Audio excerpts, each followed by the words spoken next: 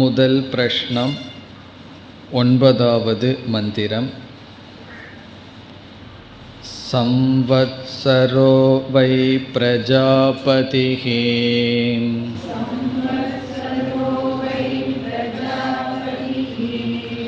தஸ்ய அயனே தக்ஷிணஞ் சோத்தரம் ச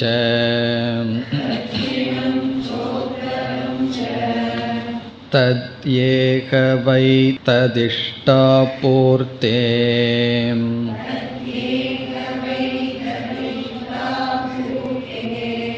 கிருதமித்யுபாசதே தே சந்திரமஸமேவ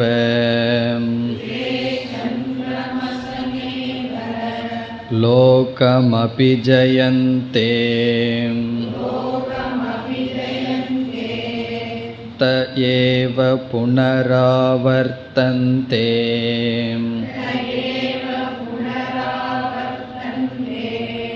தஸ்மாத் ஏதர்ஷயக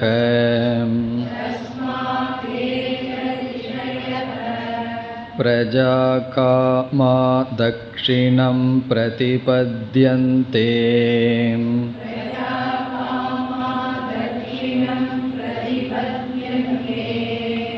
ஏஷக வை ரயிஹ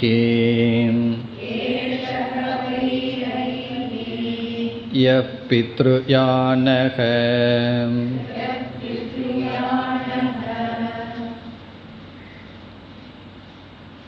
முதல் கேள்வி சிருஷ்டியை பற்றியது. பிரஜைகள் எப்படி தோன்றுகிறார்கள் அல்லது எதனிடமிருந்து தோன்றுகிறார்கள் என்பது. ஆனாலும் இங்கு ஆசிரியர் 5 சிருஷ்டி தத்துவத்தை பேசுகின்றார். முதலில் பேசியது மிதுன சிருஷ்டி. மிதுனம் என்றால் இரண்டும் சேர்ந்திருக்கின்ற தத்துவம். அதற்கு பிராணக ரயிஹி என்ற பெயர் கொடுத்தார். பிறகு அதிலேயே லோக சிருஷ்டியானது நம்மால் புரிந்து கொள்ளப்பட்டது. ஆதித்யக சந்திரக என்ற லோகங்களெல்லாம் சிருஷ்டிக்கப்பட்டது. இப்பொழுது நாம் 3வது சிருஷ்டியில் இருக்கின்றோம். அது கால சிருஷ்டிகி. 9வது மந்திரத்திலிருந்து 13வது மந்திரம் வரை கால சிருஷ்டி. இத்துடன் 2 மார்க்கங்களும் இங்கு பேசப்படுகின்றது. ஒரு மார்க்கத்தின் வழியாக சந்திரலோகம் அல்லது சொர்க்கலோகம், இனி ஒரு மார்க்கத்தின் வழியாக ஒரு ஜீவன் பிரம்மலோகத்தை அடைகின்றான். நமக்கு சந்தேகம் வரலாம், இவைகளெல்லாம் எதற்கு இங்கு பேசப்படுகிறது என்று. வைராகிய சித்தியர்த்தம். இவைகளினால் நாம் வைராகியத்தை அடைய வேண்டும். வேறு ஒரு இடத்தில் சங்கரர் ஒரு உபனிஷத்திற்கு அறிமுகம் கொடுக்கும் பொழுது இவ்விதம் கூறுகின்றார். உபனிஷத்தானது எந்தெந்த கர்மத்தை நாம் செய்து எந்தெந்த பலத்தை அடைந்தாலும் அது சம்சாரத்திற்குள் தான் இருக்கின்றது என்று தெளிவாக காட்டினால்தான் கர்ம பலத்தினால் நாம் பூர்ணத்துவத்தை அடைய முடியாது என்று உணர்ந்து ஞானத்தினால்தான் மோட்சத்தை அடைய முடியும் என்று அந்த ஞானத்தில் நமக்கு விஸ்வாசம் வரும், நம்பிக்கை வரும். எப்பொழுது ஞானத்தில் நம்பிக்கை வரும் என்றால், எப்பொழுது மற்றதில் நம்பிக்கை இழக்கப்படுமோ அப்பொழுதுதான் இனி ஒன்றில் நம்பிக்கை வரும். கர்மத்தில் ஹோப் இல்லைன்னு தெரிஞ்சாதான் ஞானத்துக்கு முழு ஈடுபாடுடன் வருவோம். இங்கேயும் போகலாம் அங்கேயும் போகலாம் என்றால் நமக்கு அந்த ஞானத்தை நோக்கி வருகின்ற ஆர்வம் குறைவாக இருக்கு. இனி அடுத்த கேள்வி கேட்கலாம், ஞானத்தில் அப்படி ஸ்ரத்த வந்து என்ன பிரயோஜனம்? ஏன் ஞானத்தில் அவ்வளோ ஸ்ரத்த வரணும்? ஸ்ரத்த இல்லாமல் படிப்போம், வந்தால் ஞானம் வரத்தானே செய்யும் என்ற சந்தேகமும் வரலாம். ஞானத்தில் ஸ்ரத்தை வர வேண்டிய அவசியம் என்னவென்றால், இந்த அறிவினால்தான் நமக்கு பரம புருஷார்த்தம் என்ற ஒரு ஸ்ரத்தை இருந்தால்தான் இந்த அறிவுக்கு தேவையான சில தகுதிகளில் நமக்கு ஸ்ரத்தை வரும். சாஸ்திரம் என்ன சொல்லும், இந்தந்த தகுதியுடன் நீ காதில் கேட்டாதான் ஞானம் வரும்னு சொல்லும். நமக்கு ஸ்ரத்தையோ ஞானத்தில் இருக்குது. காரணம் என்ன? கர்மங்கிற சாதனையினால் மோட்சத்தை அடைய முடியாது, ஞானங்கிற சாதனையில் தான் அடைய முடியும். ஆகவே ஞானத்தில் ஸ்ரத்தை வரும். ஞானம் வரணும்னா அதிகாரித்துவம் வேண்டும். ஆகவே அதிகாரித்துவத்திற்கு நாம் முயற்சி செய்வோம். இதுதான் இங்கு சாரம். மற்ற கருத்துக்களெல்லாம் நமக்கு தெரிந்தது. இனி நாம் மந்திரத்திற்குள் செல்லலாம். முதல் 2 வரியை நாம் சென்ற வகுப்பில் பார்த்துள்ளோம். சம்வத்சரோவை பிரஜாபதிகி. சம்வத்சரக என்றால் காலமே பிரஜாபதி, கால தத்துவமே ஹிரண்ய கர்ப்பன். அந்த கால தத்துவத்துக்கு 2 மார்க்கங்கள், தஸ்ய அயனே, தட்சிணாயனம் உத்தராயணம் என்று 2. பிறகு எவர்கள் இஷ்டம் பூர்த்தம் தத்தம், இதனுடைய பொருளெல்லாம் பார்த்தோம். இது போன்ற கர்மத்தில் ஈடுபடுகிறார்களோ அவர்கள் சந்திரமசம் ஏவ லோகம் அபிஜயந்தே, அவர்கள் சந்திரலோகம் அதாவது சொர்க்கலோகத்திற்கு செல்கிறார்கள். சென்று என்ன செய்வார்கள்? தே ஏவ புனராவர்த்தந்தே, அவர்கள்தான் மீண்டும் திரும்புவார்கள். சொர்க்கத்தில் போய் அங்கு சுகத்தை அனுபவித்து திரும்புவார்கள். இதில் இங்கே முக்கியம் புனராவர்த்தந்தே, திரும்புதல்.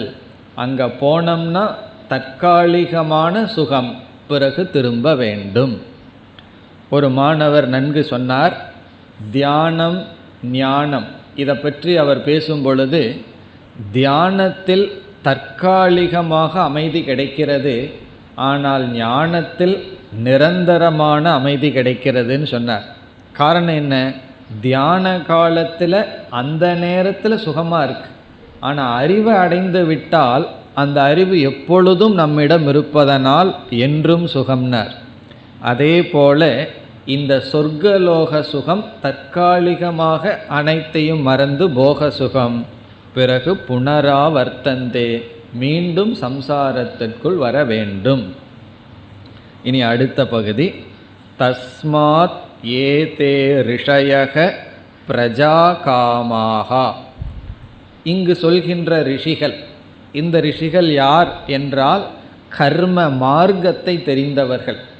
பிரம்மத்தை தெரிஞ்சவங்களையும் ரிஷின்னு சொல்லுவோம். இங்கு கர்ம தத்துவத்தை தெரிஞ்ச ரிஷிகள். இவங்க ஏன் கர்ம தத்துவத்தை தெரிந்து வைத்துள்ளார்கள்? அது அவர்களுக்கு சாதகமாக சாதனையாக இருப்பதனால். அவர்கள் யார்? பிரஜா காமக, பிரஜைகளை விரும்புபவர்கள். ஏதே, இந்த ரிஷிகள் தக்ஷிணம் பிரதிபத்யந்தே, தக்ஷிண மார்க்கத்தை அடைகிறார்கள். பிரதிபத்யந்தே என்றால் அடைகிறார்கள். இவர்கள் தக்ஷிண மார்க்கத்தை அடைகிறார்கள். தட்சிணாயனத்தின் வழியாக சென்று இவர்கள் சந்திரலோகத்தை அடைந்து சுகத்தை அடைந்து திரும்புகிறார்கள். இனி இந்த இடத்தில் அனைத்தையும் ரயி பிராணன் என்று உபனிஷத் பிரித்து வருகிறது.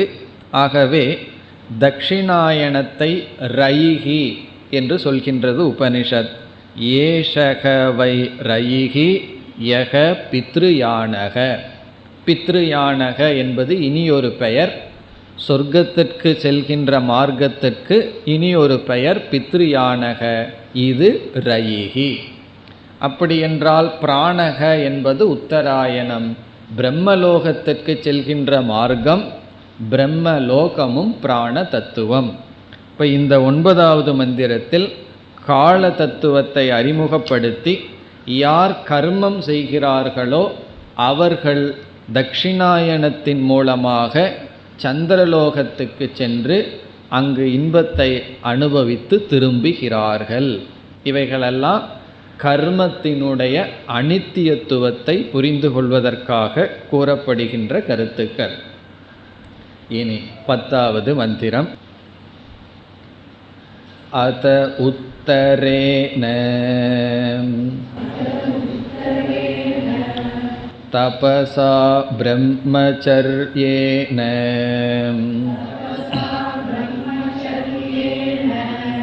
ஸ்ரத்தயா வித்யயா ஆத்மானம் அன்விஷ்ய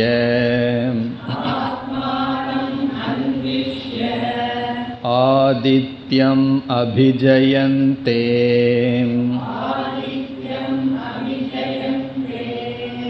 ஏதத்வை பிராணானாம் ஆயதனம் ஏததம்ருதமபயம்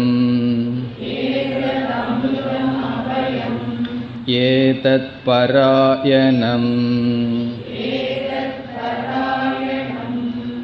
ஏதஸ்மான்ன புனராவர்த்தந்தே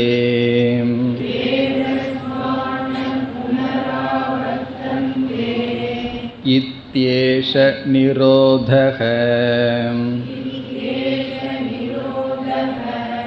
ததேஷ ஸ்லோகஹ.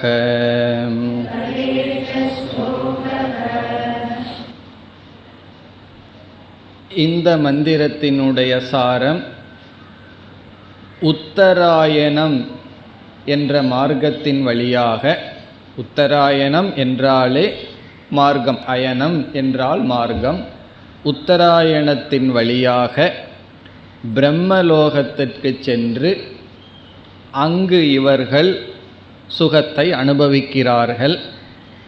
ஒரு கால் ஒரு ஜீவனுக்கு வைராகியம் அதிகமாக இருந்திருந்தால் அவர்களுக்கு அங்கேயே கிரம முக்தி அடைய வாய்ப்பு இருக்கிறது.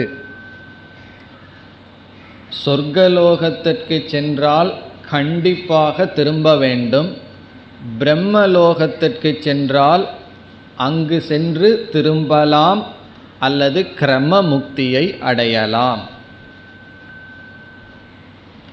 கிரம முக்தியை அடைவதற்கு பிரம்மலோகத்தில் நமக்கு வாய்ப்பு இருக்கின்றது. எப்படி? இதெல்லாம் நீங்கள் படித்திருப்பீர்கள். பிரம்மலோகத்துக்கு போகிறோம், அங்கு வைராகியத்தை அடைந்து ஞானத்தை அடைந்தால் மீண்டும் பிறக்காமல் அங்கேயே முக்தியை அடைதல். ஆனால் அங்கேயும் ஞானத்தடையணும், அங்கேயும் அங்கிருக்கிற லோகத்தில் நமக்கு வைராகியம் வர வேண்டும். அப்பொழுதுதான் மோட்சம். அந்த கருத்து தான் இங்கு சொல்லப்படுகிறது. அத்துடன் பிரம்மலோகத்திற்கு செல்ல வேண்டுமென்றால் என்ன சாதனை செய்ய வேண்டும் என்றும் கூறப்படுகிறது. சொர்க்கலோகத்திற்கு கர்ம சாதனை, இஷ்டாபூர்த்தம் முதலியவைகள். இங்கு என்ன சாதனை என்று, யார் என்ன சாதனையை செய்து எந்த மார்க்கத்தின் வழியாக எங்கு செல்கிறார்கள், என்ன நேரிடுகிறது, இவ்வளவு கருத்தும் இந்த மந்திரத்தில் அடங்கி இருக்கின்றது. இனி மந்திரத்திற்குள் சென்றால், அத அத என்றால் இதற்கு முன் கூறியதிலிருந்து வேறுபடுத்தி காட்டுகின்றது. மேலும் உத்தரேன,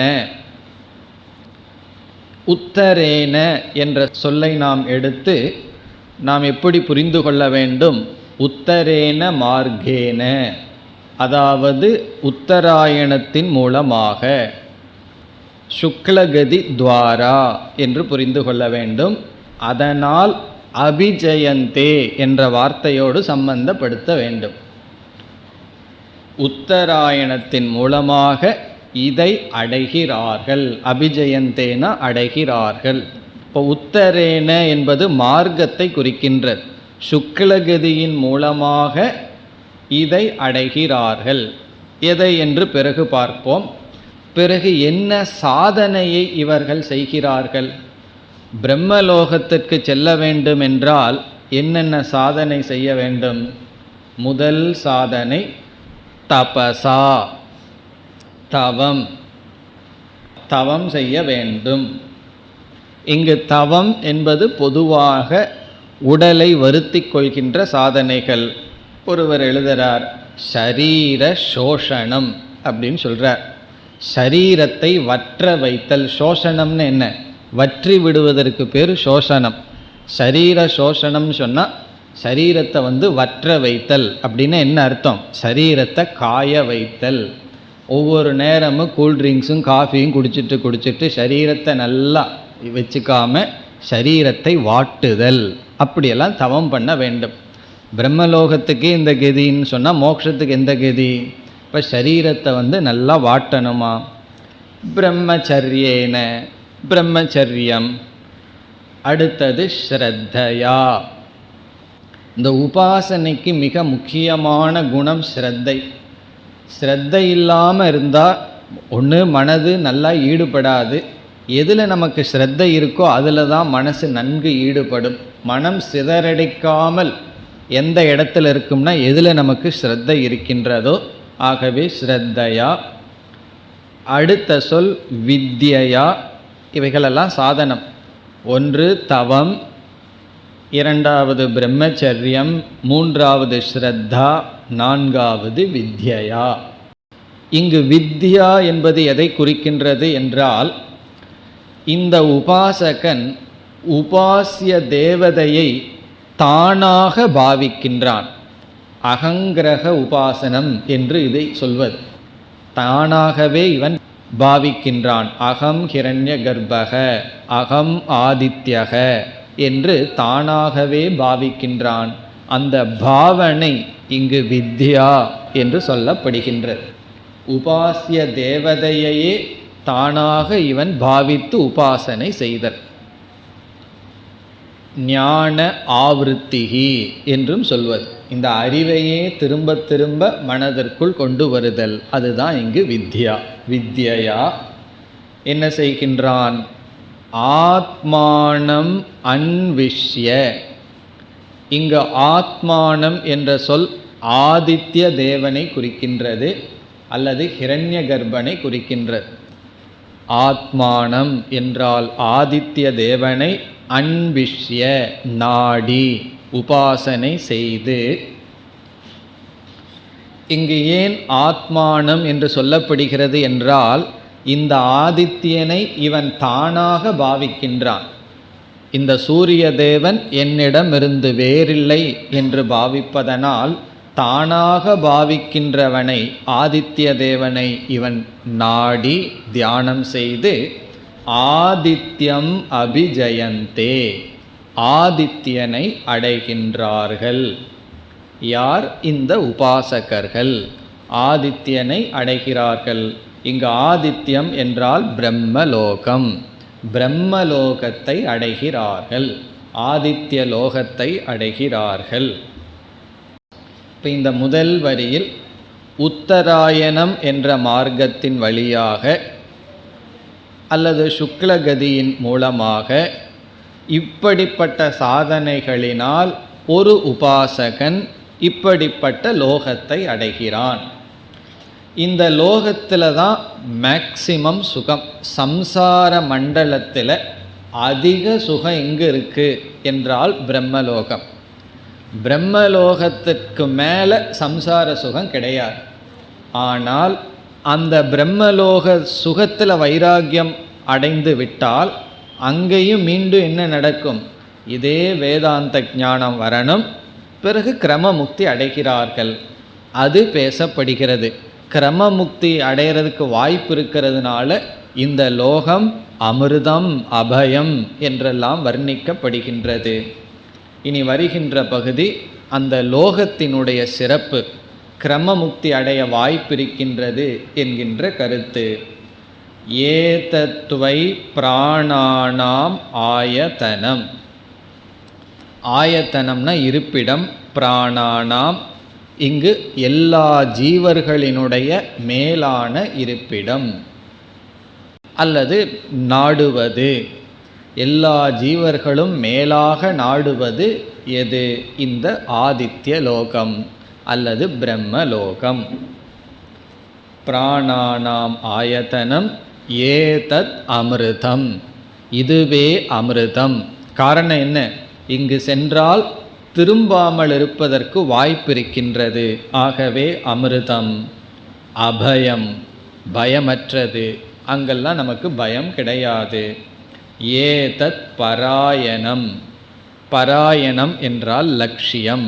பலருக்கு இதுவே லட்சியமாக இருக்கின்றது, மேலான லட்சியம். காரணம் என்னன்னா, ரொம்ப பேர் வேதாந்த விசாரத்தை கண்டு பயந்துக்கிறது இல்லை, சாதன சதுஷ்டய கண்டு தான் பயந்து கொள்கிறார்கள். இந்த சாதன சதுஷ்டய சம்பத்தியை படித்த உடனே இது நமக்கு சித்திக்காது, வைராக்கியத்தில் அவுட் ஆவார்கள், விவேகத்தில் அவுட் ஆவார்கள், இல்லைன்னா சமத்தில் தமத்தில் ஏதாவதுல விழுந்து விடுவார்கள். அதனால் என்னென்னா 10 வருஷம் வேதாந்தம் படித்ததுக்கப்புறம் என்ன சொல்லுவார்கள் தெரியுமோ? எனக்கு கிரமமுக்தி கிடைச்சா போதும். அதுவும் என்ன சொல்லுவார்கள்? எனக்கு ஆசை ரொம்ப இல்லை, அது ஒரு தியாகம், எனக்கு இங்கேயே ஜீவன் முக்தி அடையணும்னு ஆசை இல்லைன்னு சொல்லி தன்னை ஒரு பெரிய தியாகியாக வச்சு என்ன சொல்லுவார்கள்? ஏதோ கிரமமுக்தியாவது கிடைக்கட்டும் இவ்வளோ நாளாக படித்ததுக்குன்னு சொல்லுவார்கள். ஆகவே பல ஜீவர்களுக்கு இந்த பிரம்மலோகம்தான் பராயணமாக இருக்கின்றது. அதாவது முக்கிய பலனுக்கு முக்கிய பலனை அடைய முடியாட்டியும் பரவாயில்ல, எனக்கு அவாந்தர பலனாவது கிடைக்கட்டும் என்ற அளவுக்கு அப்படியே இறங்கி விடுவார்கள். ஆகவே பராயணம். ஏ தஸ்மாத்ன புனராவர்த்தந்தே. ஏ தஸ்மாத், இந்த லோகத்திலிருந்து, ந புனராவர்த்தந்தே, மீண்டும் இவர்கள் திரும்ப மாட்டார்கள். இவர்கள் மீண்டும் திரும்ப மாட்டார்கள். காரணம் என்ன? இங்கு கிரமமுக்தி அடைய வாய்ப்பு இருக்கிறது. கண்டிப்பாக திரும்ப மாட்டார்கள்னு சொல்ல முடியாது, திரும்புவதற்கு வாய்ப்பு இருக்கு. ஆனால் அங்கு போய் வைராகியத்தை அடைந்து விட்டால் திரும்ப மாட்டார்கள். வைராகியத்தை அடைஞ்சு ஞானத்தை அடைந்தால். இனி கடைசி பகுதி. இதி ஏஷக நிரோதக. இது எதை குறிக்கின்றது என்றால், இந்த பாதையானது கர்மிகளுக்கு தடைப்பட்டுள்ளது என்று உபனிஷத் கூறுகிறது. ஏஷக மார்கக அனுபாசகானாம் நிரோதக. உபாசனை செய்யாதவர்களுக்கு இந்த மார்க்கமானது தடைப்பட்டுள்ளது.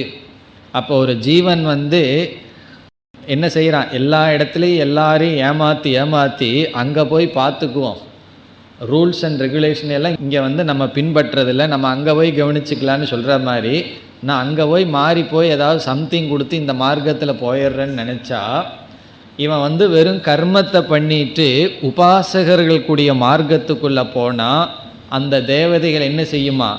அவனுக்கு தடை விதிச்சு விடும். உனக்கு இங்கெல்லாம் என்ட்ரி கிடையாது, என்ட்ரன்ஸ் கிடையாது என்று. நிரோதக, உபாசனை பண்ணாதான் அந்த மார்க்கத்தில் போக முடியும் என்பது கருத்து.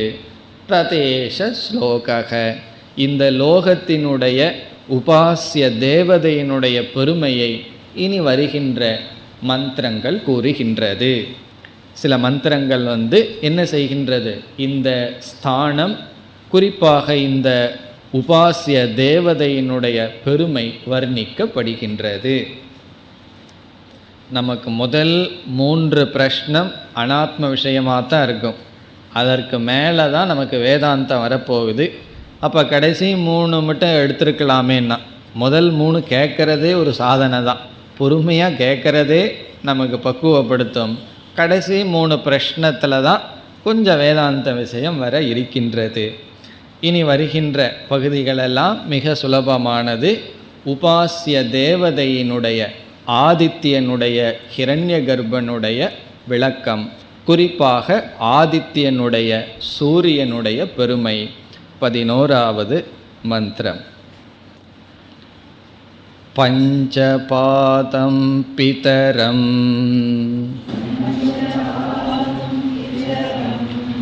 துவாதசாக்ருதிம் திவ ஆகுப் பரே அர்த்தே புரீஷினம்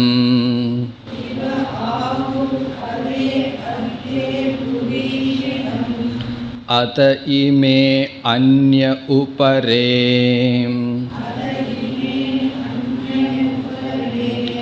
விசக்ஷணம் சப்தசக்ர சக்ரே.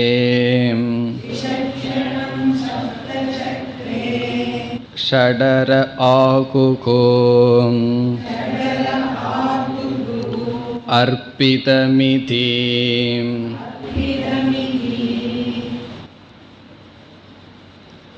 இதி இந்த மந்திரமானது சூரியனை ஸ்துதி செய்கின்றது. ததேஷ ஸ்லோகக என்று சொல்லப்பட்டது. நாம் எந்த லோகத்தில் சென்று எந்த சூரிய தேவனை அடைகின்றோமோ அந்த சூரிய தேவனுடைய பெருமைகள். அதாவது கால சிருஷ்டி வந்தது. இந்த காலத்தை முக்கியமாக கணிக்க பயன்படுவது சூரியன். சூரியன் இல்லைன்னா நம்ம எப்படி டைமை சொல்ல முடியும்? ஆகவே காலமே சூரியனாக வர்ணிக்கப்படுகிறது. பிறகு இந்த சூரியனே கிரண்ய கர்ப்பனாகவும் இருக்கின்றது. ஆகவே சூரிய ஸ்துதி இங்கு வருகின்றது. அனைத்து சொற்களும் சூரியனுடைய பெருமையை விளக்குகின்ற சொற்கள். முதல் சொல் பஞ்சபாதம். பஞ்சபாதம் என்றால் 5 கால்களை உடையது. யாருன்னா சூரிய தத்துவம் அல்லது கால தத்துவம். 5 பாதங்கள், 5 legs, 5 பாதங்கள், கால்கள் என்பது 5 சீசன், 5 விதமான காலத்தை குறிக்கின்றது. அந்த 5 என்னென்ன என்று இப்பொழுது பார்க்கலாம். வசந்தக, வசந்த காலம், ஸ்ப்ரிங் என்று சொல்வது. இரண்டாவது கிரீஷ்ம, கிரீஷ்ம என்பது சம்மர், கோடை காலம். மூன்றாவது வருஷக, மழைக்காலம், ரெய்னி சீசன், வர்ஷக. நான்காவது ஷரத், இலையுதிர் காலம், ஆட்டம் என்று சொல்வது ஷரத். ஐந்தாவது ஹேமந்தக. 6 சீசன் சமஸ்கிருதத்தில் சொல்லப்பட்டுள்ளது. ஐந்தாவது ஹேமந்த. ஹேமந்தகன ப்ரீ வின்டர், குளிர்காலத்திற்கு முன் இருக்கின்ற காலம். ஆறாவது சிசிரக, அதுதான் வின்டர், குளிர்காலம், சிசிரக. இந்த இடத்துல 5ம் 6ம் சேர்த்து கொள்ளப்படுகின்றது. ஹேமந்தக சிசிரக ரெண்டும் சேர்ந்து 5 கால்கள் என்று சொல்லப்படுகிறது. அதாவது நம்மளுடைய காலம் இந்த 5 சீசனாக மாறி மாறி வந்துட்டுருக்கு. அதில் தான் நம்முடைய வாழ்க்கை இருந்து கொண்டு இருக்கின்றது. இந்த 5 காலத்திற்கும் இந்த 5 சீசனுக்கும் காரணமாக இருக்கிறது யாருன்னா சூரிய தேவன் தான். அவர் கூட கொஞ்சம் டிஸ்டன்ஸ் அதிகமாக குளிரும், அவர் பக்கம் வர வர கொஞ்சம் வெயில் வரும். இப்படியெல்லாம் இந்த சூரியன் தான் இந்த காலத்தை நிர்ணயிக்கின்றார். இனி அடுத்த சொல் பிதரம். சூரிய தேவன் நமக்கு தந்தையாக இருக்கின்றார். பாதி இதி பிதா சூரியக. பிதரம், சூரியன் நம்மைய காப்பாற்றுகிறார். பிதான்னு சொன்னால் தந்தை, பாதி காப்பாற்றுபவர். மாதான்னு சொன்னால் அம்மா, மாதி இதி மாதா. மாதி என்றால் நமக்கு அளவு தெரிஞ்சு உணவு கொடுப்பவர். அளவு தெரிஞ்சு எவ்வளவு வேணுமோ அவ்வளவு உணவு கொடுப்பவர் தாய். அப்பா காப்பாற்றுபவர். இனி அடுத்தது துவாதச ஆக்ருதிம், 12 மாதங்களை உடையவர். ஆக்ருதினா இந்த இடத்துல ஃபார்ம். சூரியனுடைய ஃபார்ம் என்ன, உருவம் என்னன்னா 12 மாதங்களாம். துவாதச ஆக்ருதிம். இனி அடுத்த பகுதி பூரா திவக பரே அர்த்தே புரீஷணம். இதெல்லாம் சேர்ந்து நமக்கு கிடைக்கிற அர்த்தம் மழையை கொடுப்பவர். அதான் இந்த அனைத்து சொற்களும் சேர்ந்தால் நமக்கு கிடைக்கிற கடைசி அர்த்தம். திவக பரே அர்த்தே புரீஷினம். இத்தனை சொற்களினுடைய சாரம் மழையை கொடுப்பவர். எப்படி இந்த அர்த்தம் வருது? திவக என்றால் தியுலோகாத், 5வது விபக்தி. தியுலோகம்னா சொர்க்கலோகம் அர்த்தம். தியுலோகத்திற்கு பரே மேலே, சொர்க்கலோகத்திற்கு மேலும். அதக என்றால் ஸ்தானே, தியுலோகத்திற்கு மேலுள்ள இடத்தில். புரீஷினம் என்றால் மழை நீருடன் கூடி இருப்பவர், மேகத்தை வைத்து கொண்டிருப்பவர். புரீஷினம்னா உதகவந்தம், உதகத்துடன் இருப்பவர். தியூலோகத்திற்கு மேலுள்ள ஸ்தானத்தில், இங்கே அர்த்தே என்றால் ஸ்தானே, உதகவந்தம். பிறகு ஆகுகு என்ற ஒரு சொல் இருக்கின்றது. இவ்விதம் ஹிரண்யகர்ப்ப தத்துவத்தை அறிந்தவர்கள் கூறுகிறார்கள். இப்படி சூரியனை ஸ்துதி செய்கிறார்கள். சில பேர் சூரியனை இப்படி புகழ்கிறார்கள். மற்றவர்கள் எப்படி புகழ்கிறார்கள்? அது இரண்டாவது வரியில் வருகின்றது. அத இமே அந்யே உபரே. அத இமே, வேறு இந்த சிலர். விசக்ஷணம்னா சர்வஜ்ஞம், அனைத்தையும் அறிபவர், அனைத்தையும் அறிபவர். சப்த சக்கரே என்றால் 7 வர்ணத்துடன் கூடி இருப்பவர்,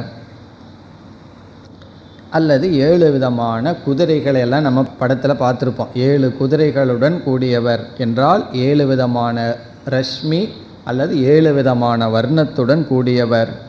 ஷட் அரக, இந்த இடத்துல ஷடரக என்பது 6 காலம், 6 சீசனை குறிக்கின்றது. அர்ப்பிதம், ஜெகத்தானது இதனால் தாங்கப்பட்டு வருகிறது. ஜெகத்து இதில் அர்ப்பணம் செய்யப்பட்டுள்ளது. இந்த உலகமே சூரியனால் தான் இருக்கின்றது. அர்ப்பிதம் சொன்னால் இந்த ஜெகத் அர்ப்பிதம், ஜெகத்துங்கிற வார்த்தையை நம்ம சேர்த்திக்கணும். ஜெகத்தானது இந்த சூரியனிடம் அர்ப்பிணம். ஆகுகு, இப்படி அந்யே பரே ஆகுகு, வேறு சிலர் கூறுகிறார்கள். இதி, இவ்விதம் ரிக் மந்திரமானது, ஸ்லோகமானது முடிவடைகின்றது. இப்போ இத்துடன் கால சிருஷ்டியில் ஒரு வருடம் காலம் என்று சொல்லப்பட்டு 2 அயனம் பேசப்பட்டது. இனி மீண்டும் மாசம், நாட்கள் இவைகளெல்லாமும் சிருஷ்டி செய்யப்படுகிறது என்று சொல்லப்படுகின்றது 12வது மந்திரத்தில்.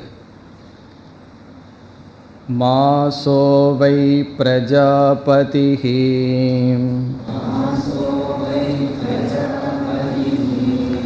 தஸ்ய கிருஷ்ணபக்ஷ ஏவ ரயிஹி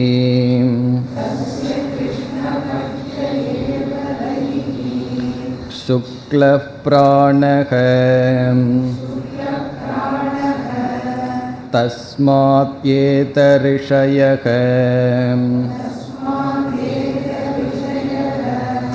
சுக்ல இஷ்டம் குர்வந்தி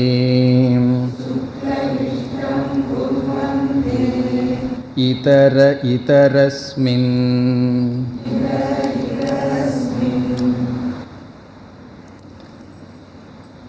இதுவும் மிக எளிமையான மந்திரம்.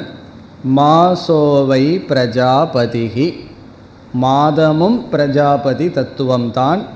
காலமே பிரஜாபதி தத்துவம்னாலும் மாதமும் பிரஜாபதி தத்துவம். கிருஷ்ண பக்ஷக ஏவ ரயிஹி, அதில் கிருஷ்ண பக்ஷமானது ரயி தத்துவம். சுக்லக பிராணக, எல்லாம் உங்களுக்கு தெரியும். கிருஷ்ணபக்ஷம்னா என்ன, சுக்லபக்ஷம்னா என்னன்னு தெரியும். சந்திரன் தேய்ந்து வருவது கிருஷ்ணபக்ஷம், சந்திரன் வளர்ந்து வருவது சுக்லபக்ஷம் என்று 2ஆக பிரிக்கப்படுகிறது. அது பிராண தத்துவம். தஸ்மாத் ஏதே ரிஷயக, ஆகவே இந்த ரிஷிகள் சுக்லே இஷ்டம் குர்வந்தி, சுக்லபக்ஷத்தில் சில ரிஷிகள் யாகத்தை செய்கிறார்கள். அவர்கள் கிருஷ்ணபக்ஷத்திலும் செய்கிறார்கள், ஆனால் விசேஷமாக சுக்லபக்ஷத்தில் இஷ்டாபூர்த்தம் இவைகளெல்லாம் செய்கிறார்கள். இதரக இதரஸ்மின், வேறு சிலர் கிருஷ்ணபக்ஷத்தில் செய்கிறார்கள். இந்த ரிஷிகள் கால தத்துவத்தை அறிந்து அந்த காலத்தில் இஷ்டாபூர்த்தம் முதலியவைகளை மேற்கொள்கிறார்கள். அதுதான் சாரம். இனி நாம் அடுத்த மந்திரத்திற்கு செல்லலாம். அகோராத்ரோ வை பிரஜாபதிஹி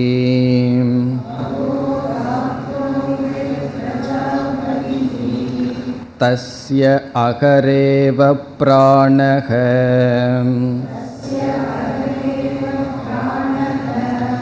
ராத்ரிரேவ ரயிஹி பிராணம் வா ஏதே பிரஸ்கந்தந்தி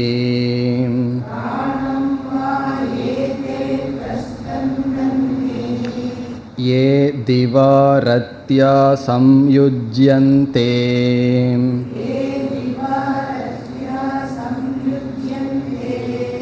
ब्रह्मचर्यमेव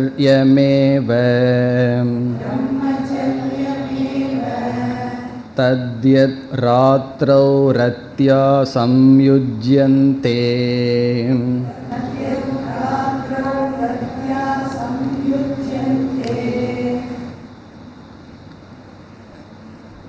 கால சிருஷ்டியினுடைய கடைசி மந்திரம் அகோராத்ரோவை பிரஜாபதிஹி.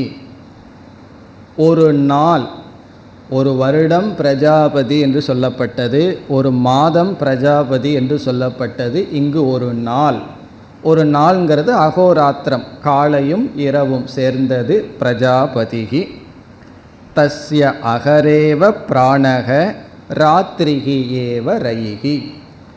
அதில் பிராணன், காலை பொழுது பிராணன், இரவு பொழுது ரயிகி. இந்த ரயிகி பிராணன்கிறத உபனிஷத் இழுத்து கொண்டே வருகின்றது. ஆரம்பத்தில் மிதுன சிருஷ்டின்னு சொல்லப்பட்டு அதில் ரயி பிராணன் அறிமுகப்படுத்தப்பட்டு எல்லாவற்றையும் ரயி பிராணன் என்றே சம்பந்தப்படுத்தி வருகின்றது. அதில் காலை பொழுது பிராணன், இரவு பொழுது ரயிகி. இதோடு சிருஷ்டி முடிவடைகிறது. இனி அடுத்த பகுதியில் ஒரு நிபந்தனை, உபாசகனுக்கு ஒரு விரதம் சொல்லப்படுகின்றது. கிரகஸ்தனாக இருக்கின்ற உபாசகனுக்கு ஒரு விரதம். பிராணம் வா ஏதே பிரஸ்கந்தந்தி. பிராணத்தை இவர்கள் இழந்து விடுகிறார்கள், பிராண சக்தியை இவர்கள் இழக்கிறார்கள். ஏ திவா ரத்யா சம்யுஜ்யந்தே. எவர்கள் காலையில் ஷரீர சம்பந்தத்தினால் அவர்கள் வீரியத்தை இழந்து விடுகிறார்களோ. ஏ திவா ரத்யா சம்யுஜ்யந்தே. காலையில் அவர்கள் சக்தியை இழப்பவர்கள், பிராணனை அவர்கள் நீக்குகிறார்கள் அல்லது இழந்து விடுகிறார்கள். பிரம்மச்சரியமேவ. இவர்கள் கௌணமான பிரம்மச்சரியத்தை பின்பற்றுபவர்கள்தான். ராத்ரௌ ரத்யா சம்யுஜ்யந்தே. இரவில் ஷரீர சம்பந்தத்தை வைத்து கொள்பவர்கள். ஆகவே பகலில் ஷரீர சம்பந்தம் கூடாது என்று உபாசகர்களுக்கு இங்கு ஒரு நியமம். இந்த மந்திரத்துடன் கால சிருஷ்டி முடிவடைகிறது. இனி அடுத்த 2 சிருஷ்டி இருக்கின்றது. ஒன்று அன்ன சிருஷ்டி, அடுத்தது கடைசி பிரஜா சிருஷ்டி. அந்த இரண்டும் 14வது மந்திரத்தில் வருகின்றது. 14.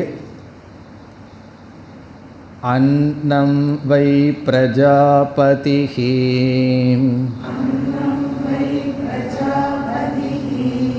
ததோக வை தத் ரேதஹ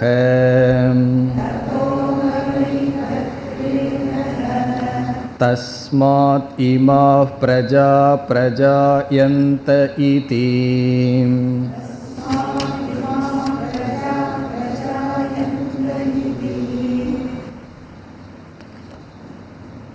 இந்த ஒரு மந்திரத்திலேயே அடுத்த 2 சிருஷ்டியும் பேசப்படுகின்றது.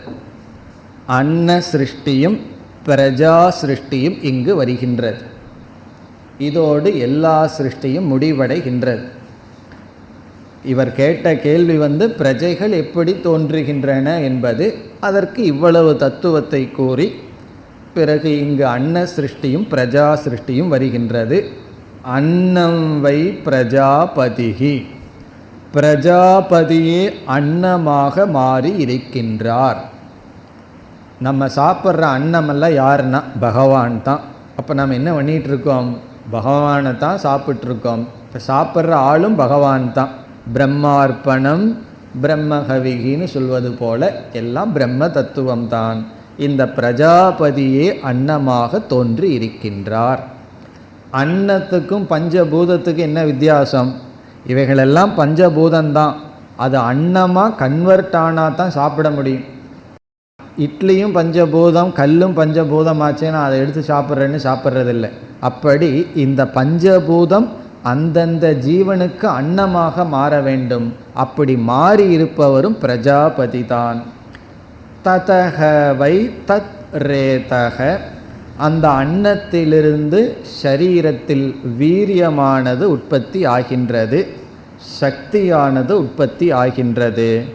தஸ்மாத் இமாகா பிரஜாஹா பிரஜாயந்தே, அந்த சக்தியிலிருந்து இந்த உயிரினங்கள் தோன்றின என்று.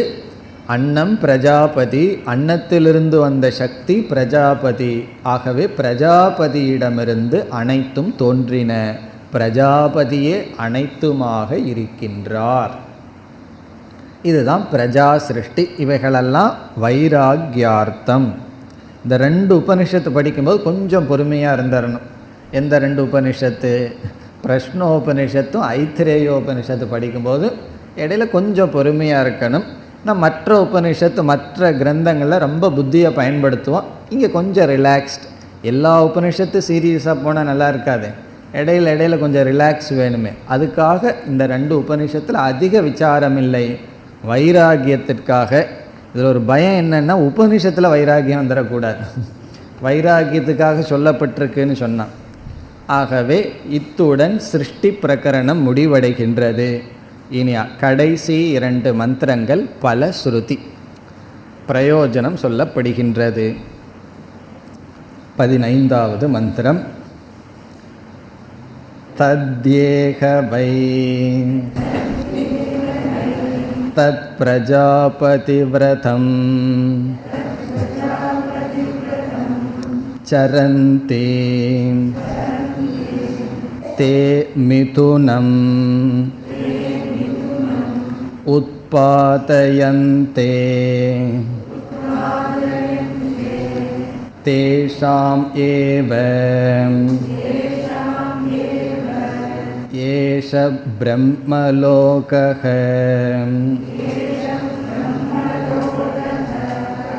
ஏஷாம் தபः பிரம்மச்சர்யம் ஏஷு சத்யம் பிரதிஷ்டிதம்.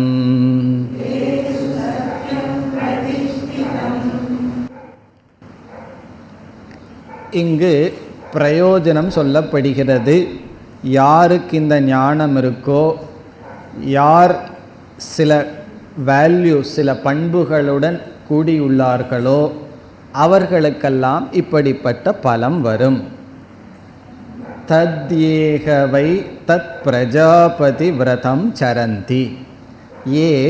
எந்த கிரகஸ்தர்கள், இங்கு ஏங்கிறது இல்லறத்தில் இருப்பவர்களை குறிக்கின்றது.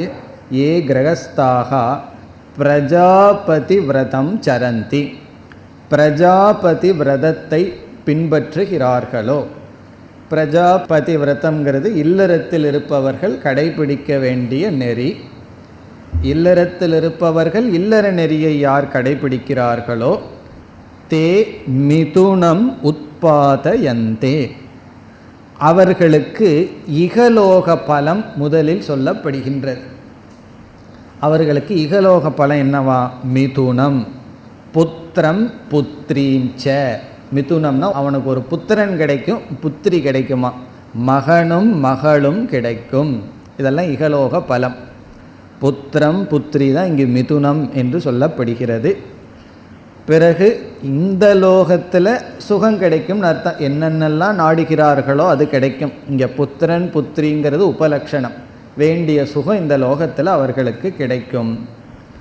பிறகு அவர்களுக்கு பிரம்மலோகமும் கிடைக்கும். இங்கு பிரம்மலோகம் என்றால் சந்திரலோகம், சொர்க்கலோகம். தேஷாம் ஏவ ஏஷக லோகக, அவர்களுக்குத்தான் இந்த பிரம்மலோகம். ஏஷாம் எவர்களிடம் இந்த ஒழுக்கங்களெல்லாம் இருக்கின்றனவோ தபக, அதாவது போகத்திலையும் ஒரு நியதி இருக்கணும் அல்லது ஒரு ஒழுங்குபாடு இருக்கணும், அப்படி தபக. பிரம்மச்சரியம் சத்தியம், ஏஷு சத்தியம் பிரதிஷ்டிதம், எவர்களிடம் பிரம்மச்சரியம் தபம் பிறகு சத்தியம், சத்தியம்னா உண்மை பேசுதல், இப்படி உண்மையாக தர்மப்படி வாழ்கிறார்களோ.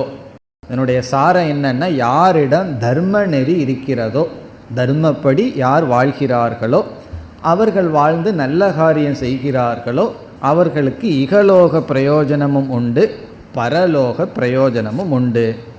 இனி இந்த முதல் பிரஷ்னத்தினுடைய கடைசி மந்திரம் மீண்டும் பலஸ்ருதி ப்ளஸ் வேல்யூஸ், இந்த பண்புகளுடன் யார் இருக்கிறார்களோ அவர்களுக்கு இந்த பலன்.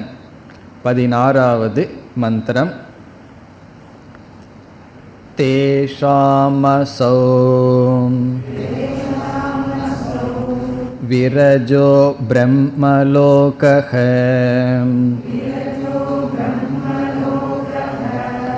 ந ஏஷோ ஜிஹ்மம் அன்ருதம்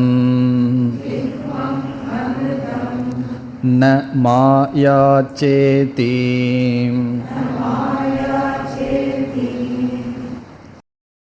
தேஷாம் அசௌ விரஜக பிரம்மலோகக, அவர்களுக்கு இந்த தூய்மையான மேலான பிரம்மலோகம். இங்கும் பிரம்மலோகம் என்றால் சொர்க்கலோகம். காரணம், கர்மிகளுக்கு ஆன பலம், கர்மம் செய்பவர்களுக்கான பலம் பிரம்மலோகக.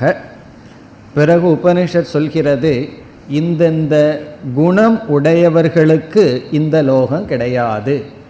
நேர்மையாக இருக்கணும், நியாயமாக இருக்கணும், அது சொல்லப்படுகிறது.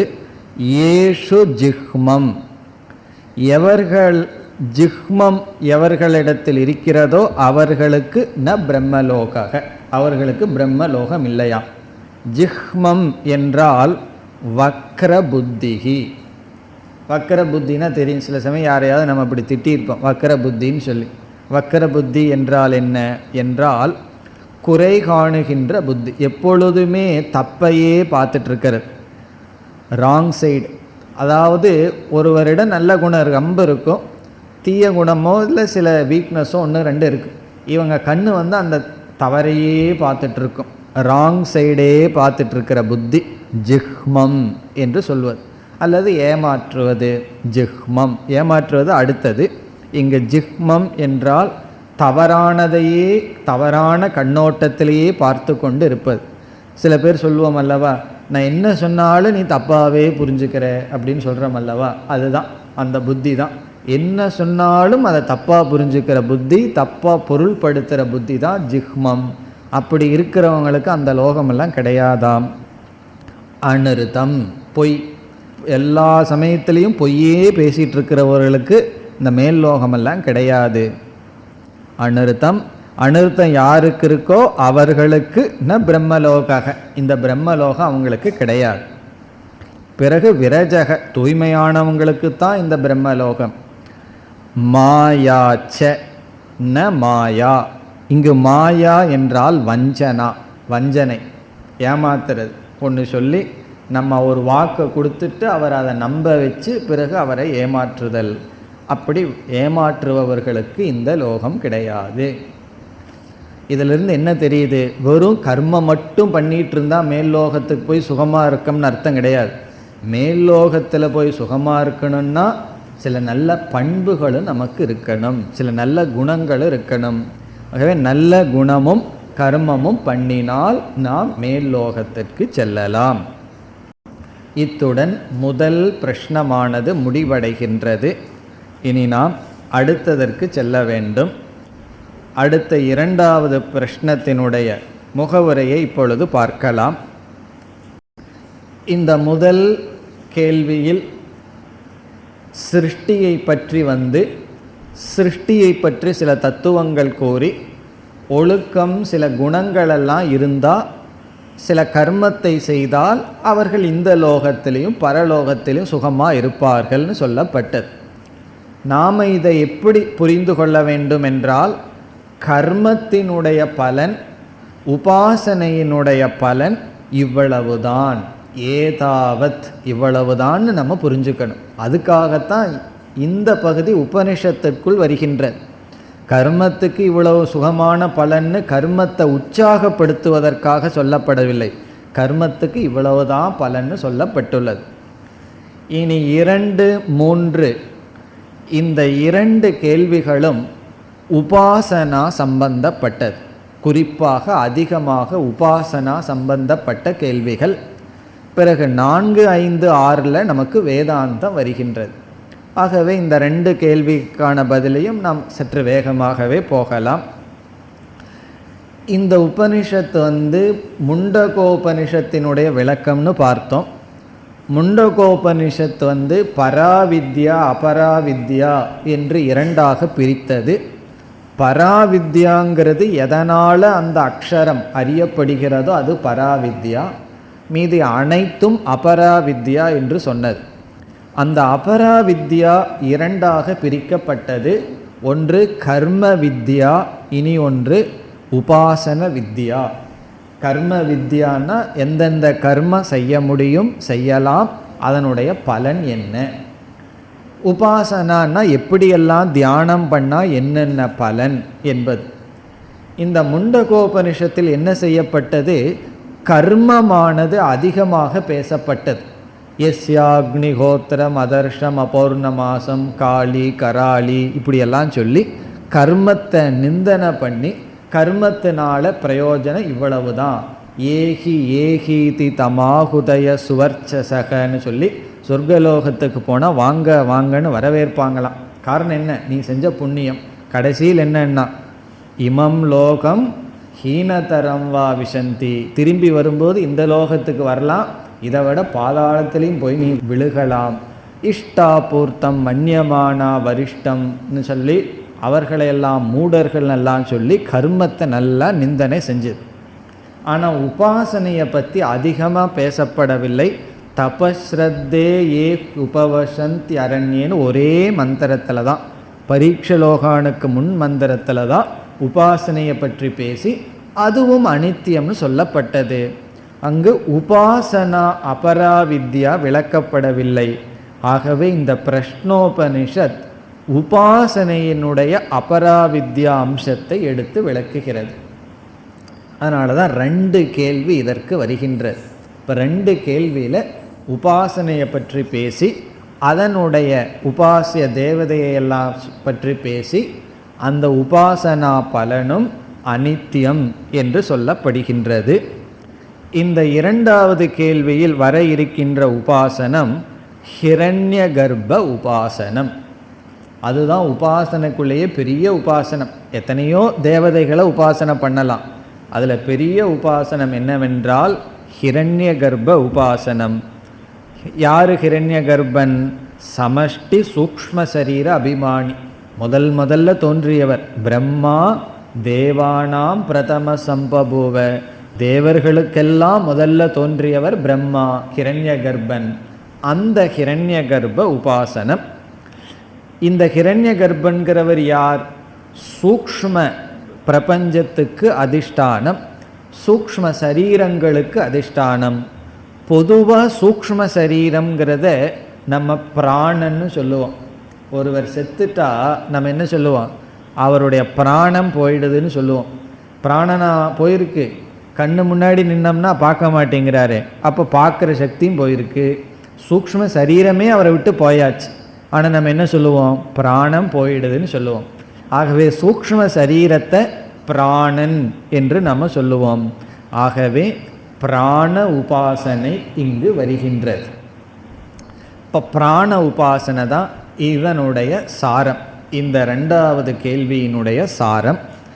இந்த பிராண உபாசனையில் பல பிரயோஜனம் நமக்கு இருக்கு. முதல் கருத்து என்ன தெரியுமோ? பிராணன்னு சொன்னாவே லைஃப், நம்ம வாழ்க்கை. நம்ம வாழ்க்கையினுடைய பெருமையை நம்ம உணரணும். லைஃப்ங்கிறது ஒரு பெரிய அசட். ஒருவர் சொல்கிறார், வாழ்க்கையே ஒரு பெரிய கிஃப்டே தவிர அதற்கு மேலே பகவான் ஒன்றுமே கொடுக்க வேண்டாமா. நம்ம என்ன குறை சொல்லிகிட்டு இருக்கோம், இது இல்லை அது இல்லைன்னு சொல்லிகிட்டு இருக்கோம்.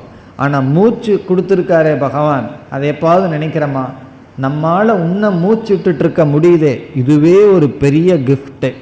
இதை வச்சுட்டு என்ன வேணாலும் பண்ணிடலாம், மீதியெல்லாம் அடுத்தது தான். அப்படி இந்த பிராணனுடைய பெருமையை நம்ம உணரணும். அப்படி உணர்ந்தோம்னா தான் வாழ்க்கையை நன்கு பயன்படுத்துவோம். இப்போ இந்த உபாசனையினுடைய முதல் பிரயோஜனம் பிராணனுடைய மகிமையை நாம் உணர்தல். அதெல்லாம் நமக்கு அந்த லைஃப்பை நல்லா பயன்படுத்துறதுக்கு உதவியாக இருக்கும். பிறகு உபாசனையில் ஒரு நியமம் என்னவென்றால், இந்த பிராணனை ஸ்துதி பண்ணணும். எந்த தத்துவத்தை நாம் தியானிக்கின்றோமோ அந்த தத்துவத்தை புகழ வேண்டியது கடமை. ஆகவே முதல்ல பிராணனுடைய ஸ்துதி வரப்போகின்றது.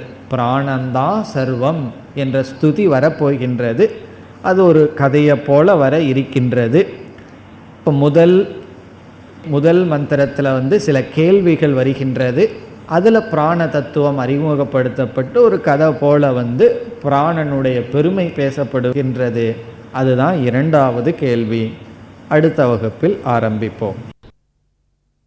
ஓம் பூர்ணமத பூர்ணமிதம் பூர்ணாத் பூர்ணமுதச்யதே பூர்ணஸ்ய பூர்ணமாதாய பூர்ணமேவாவசிஷ்யதே. ஓம் சாந்தி சாந்தி சாந்தி.